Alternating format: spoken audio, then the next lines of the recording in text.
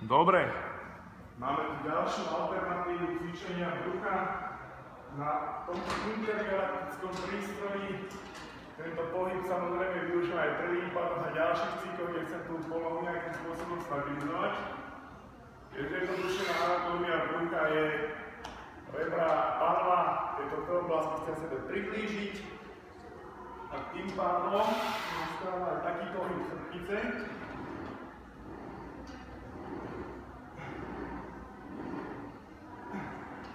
Pri zdvihnutí kvička a absencii formy to vyzerá následovne.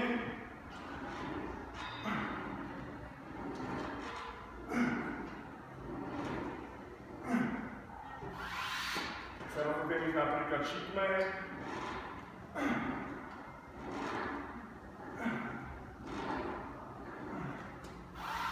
Ten rozsah si kľudne môžem zväčšiť vlastne aj miernym prehnutím, je to celkom vadí.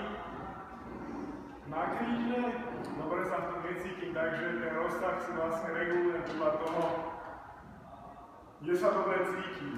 Čiže myslím na zapojenie tej svalovej skupiny a výsledok je taký 10 cm pohyb, čo je asi taká najčastejšia chyba celkovo v cvičení, že človek sa snaží dostať niečo od niekiaľ niekam. Napríklad na tomto strome to bude tak následovne.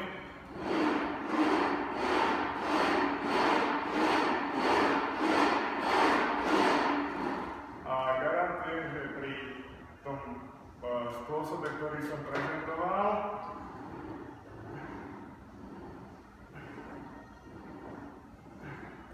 je to zapojenie o mnoho intenzívnejšie, že vypájam vlastne odtiaľ tie svaly, ktoré ho predložujú, takzvané flexory bedrového klobu.